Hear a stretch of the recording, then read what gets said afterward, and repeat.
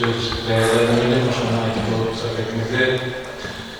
Kırgız elinde duasa kalan akındık kalan var.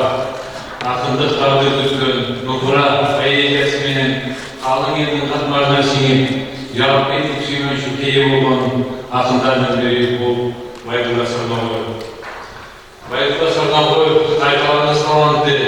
Öyle bir şamarı binen Kırgız adayatının ölümünü düşünen oluktur. Sorun.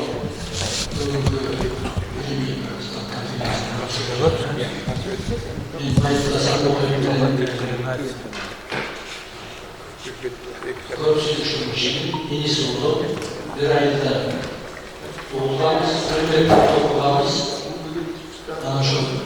yerleştirildi. Yetkisinin okullardan ben kısa anlamayı 90 yılından kesin ve kırmızı çıktı. Varşaklı'ya yazıları oldu. Kırgız Hazar Ayçiçeği'nin alışlarında oluyordu. Anın büyüsü özünün ısınan turgun Madalyatı'nın altına bu bahtiyar olarak şimdi resmini koydu. Alemin bu ilmi praktik aktivitede Mayıs'ta sarına koydu.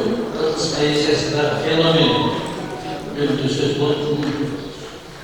İlmi onun boyunca raytılmakçı hayatında toplumda hadisleri oturan ışık olsun, yeniden meclis yapacaktım. Bürokrasiyle cümleleri ilmi oludan belki. Rakamlardan değil.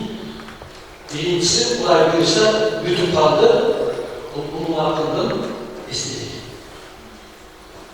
Ve sizdeki koyun, mağluta koyun, Kırgızistan'da en büyük yakşesizliklerin biri.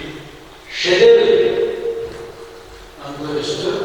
Talas Şahı'nda, Talas Üniversitesi'nin varlığında, Gülbahçe'de, Akçay ayında bazı cesoslarımız açıladı. Şu açılandan кейін, uyuşturucu kavsiyeti, 50 geçiyor, bizim suçluk boyunca, aklının poeziyası boyunca, blok çıkarmalar boyunca, konkurs suçluklar, Ailesi 500 musun? Birinci sınıfta 100 musun? İkinci sınıfta 50 musun? Üçüncü sınıfta 30 musun? Kızı tutum sınıfta, yanı başkaları. Anlayacağına reislerin açıklandan gibi buna biliyorsun. Hoş olsun.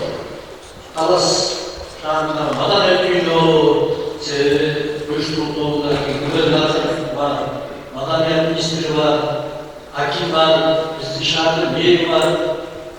Benim Canabaşı'nda yeri oturan zamanlar var. Düşmanın çeşimleri beraber tecrübe çalışıyoruz. Dönmezsin Canabaşı'nda yeri oturan bir gün. Düşmanları giyindiğini çıkarağız, kapşırağız. Bana aynı köyün kızlarında ayrılayıp sorun. Oğlumda yazılandı, birisi yarandı. Burası da bir çiçekler yapıyor. Koşullarda sümböbet ağlar son gerime kanser olup da kötü adam.